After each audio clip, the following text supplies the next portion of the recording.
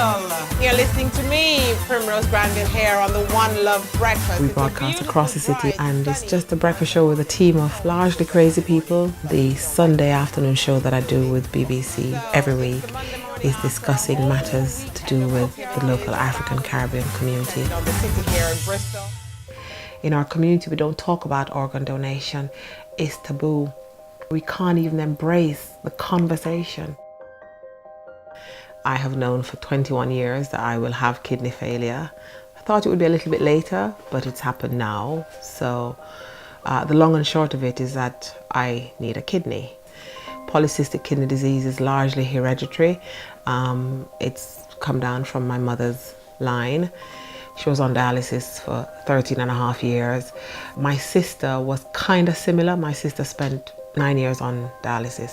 And for me, having all that previous knowledge and watching how ill they were, the thought of having to go through that, it was very hard. So you go from having yearly appointments to 6 monthly appointments to 3 monthly appointments to being a fixture at the hospital. You know it's coming.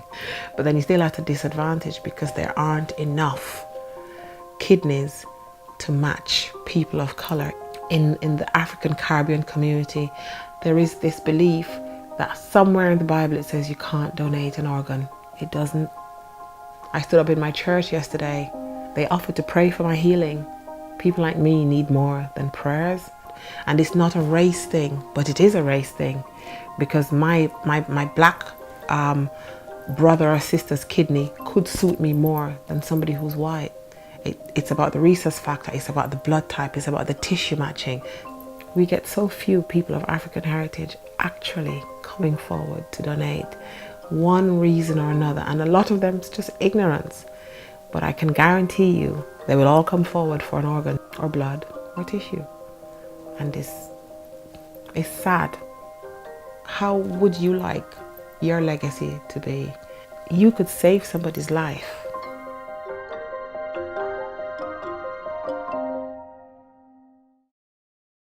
I waited for a very short time on the waiting list, which I consider quite a miracle because it just doesn't happen in our community.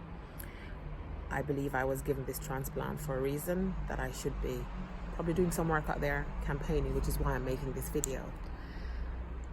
So we know that there's severe shortage of organs within the African Caribbean community. I come from a family where I know about the trauma of waiting for organs. Both my mother and sister waited a total of 23 years for transplants. My mother 14, my sister almost 10. And I've had mine.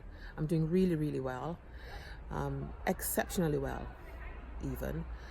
And I'm really, really thankful for that. I'm thankful for my donor. I'm thankful for the person whose legacy is my life being enhanced and continued, because we all know what happens if people are waiting for an organ and they don't get it. They often deteriorate. A lot of people die on waiting lists.